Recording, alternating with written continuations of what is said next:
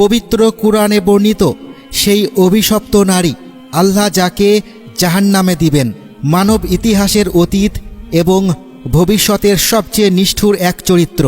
সে ছিল সম্পদশালী, শক্তিশালী এবং প্রভাবশালী, কিন্তু এর কোনো কিছুই তাকে আল্লাহর ক্রোধ থেকে বাঁচাতে পারেনি। এই হলো সেই অভিশপ্ত নারীর বাস্তব কাহিনী, যাকে দেখে স্বয়ং ইবলিসও ভয় পেত। কে ছিল সে? কেন আল্লাহ নিজ হাতে তাকে চিরকালের জন্য অভিশাপ দিলেন? দেখুন সেই অন্ধকার অধ্যায়, যা খুব কমই আলোচনা করা হয়, কারণ বর্তমান সময়ে ইসলামের শত্রুদের বুঝতে হলে আগে এই নারীকে চিনতে হবে। তিনিই সেই ষড়যন্ত্রের পথিকৃত, যা আজও ইসলামের বিরোধিতা ব্যবহার করে। সে তার স্বামীকে ঈমান প্রত্যাখ্যান করতে উস্কানি দিত এবং নিজের ক্ষমতা ব্যবহার করে মুসলমানদের ওপর অকথ্য নির্যাতন চালাত।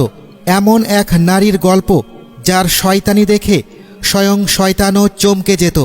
আবারও আমরা নিয়ে এসেছি এক আলোড়ন সৃষ্টিকারী কাহিনী। কুরআনের এমন আরও গল্প পেতে আমাদের সাথেই থাকুন। আসসালামু আলাইকুম প্রিয় বন্ধুরা।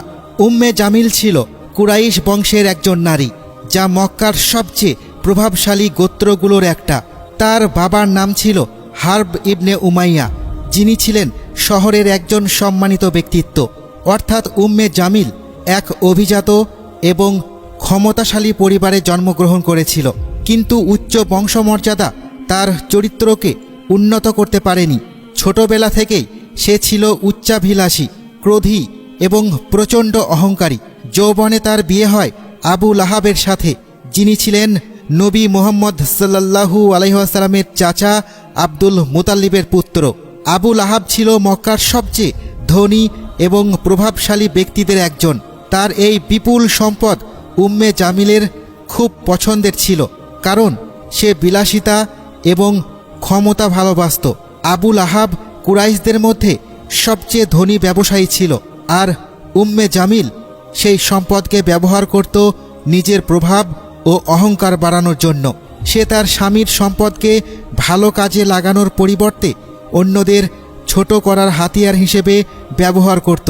উম্মে জামিল শুধু স্বামীর সম্পদের উপরই নির্ভরশীল ছিল না, কুরাইশ নারীদের মধ্যেও তার ব্যাপক প্রভাব ছিল। সে গুজব ছড়াতো, যাকে অপছন্দ করত তার সম্মানহানি করতে হবে এবং শত্রুতা উস্কে দিতে ভালোবাসত।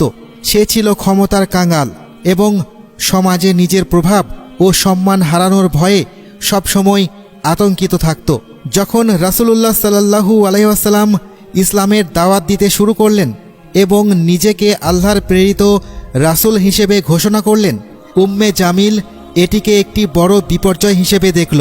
সে জানত নবী সাল্লাল্লাহু আলাইহি ওয়াসাল্লাম কুরাইশদের শক্তিশালী একটি শাখা বনু হাশিম গোত্রের সন্তান।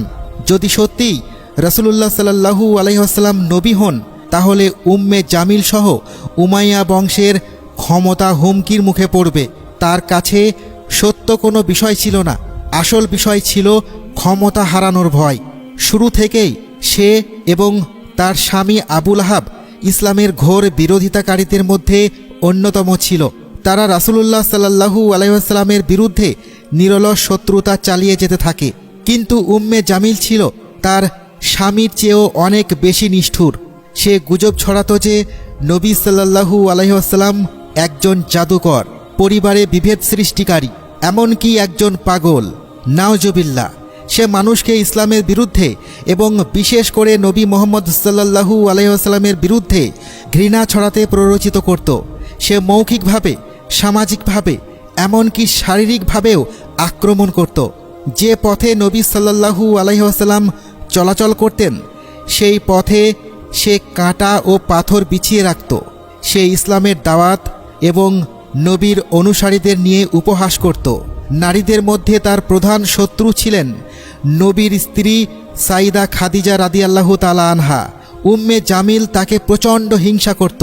সে নবীর স্ত্রীকে অপমান করতে, কটূক্তি করতে এবং তার বিরুদ্ধে ঘৃণা ছড়াতে চেষ্টা করত, কিন্তু খাদিজা রাদিয়াল্লাহু তাআলা আনহা ধৈর্যশীল এবং অবিচল ছিলেন। উম্মে জামিলের ঘৃণা খাদিজা রাদিয়াল্লাহু তাআলা আনহার মর্যাদা পরিমাণও টলাতে পারেনি। তার ষড়যন্ত্র এবং অত্যাচার শুধু কথাই সীমাবদ্ধ ছিল না, উম্মে জামিল মুসলমানদের বিরুদ্ধে 3 বছর ধরে চলা সামাজিক ও অর্থনৈতিক বয়কটে উস্কানি দিয়েছিল।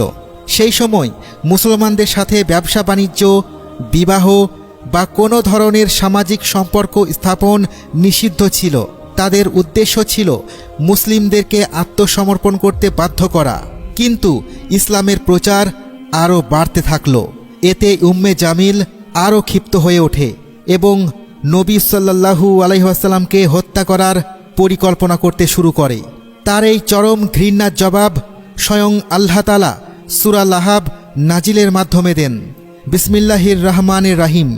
ধ্বংস হোক আবু লাহাবের 2 হাত এবং সে নিজেও ধ্বংস হোক। তার ধনসম্পদ ও যা সে উপার্জন করেছে তা তার কোনো কাজে আসবে না। অচিরেই সে প্রবেশ করবে লেলিহান অগ্নিতে এবং তার স্ত্রীও, যে লাকড়ি বহন করে, তার গলায় থাকবে পাকানো রশি। সূরা আল-লাহাব। এই সূরাটি আবু লাহাব এবং উম্মে জামিলের জন্য এক চিরস্থায়ী রায় হয়ে যায়। কুরআনে উল্লেখিত লাকড়ি বহনকারী এই উপাধিটির 2টি অর্থ রয়েছে।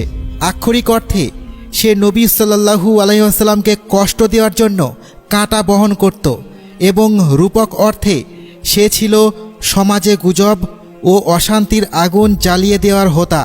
এই সূরা নাজিল হওয়ার পর উম্মে জামিল প্রচণ্ড রেগে যায়।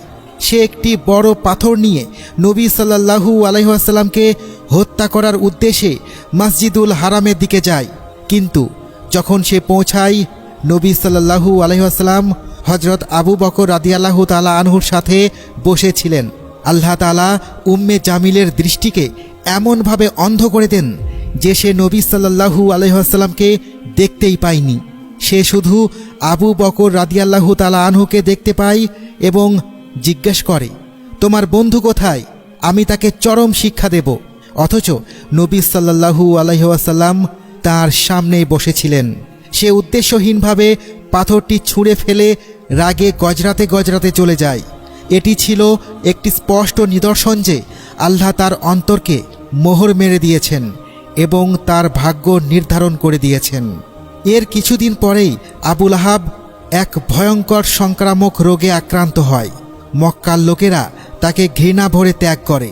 সে অত্যন্ত অপমানজনকভাবে একাকী মৃত্যুবরণ করে। এমনকি কেউ তাকে কবর দিতেও রাজি ছিল না।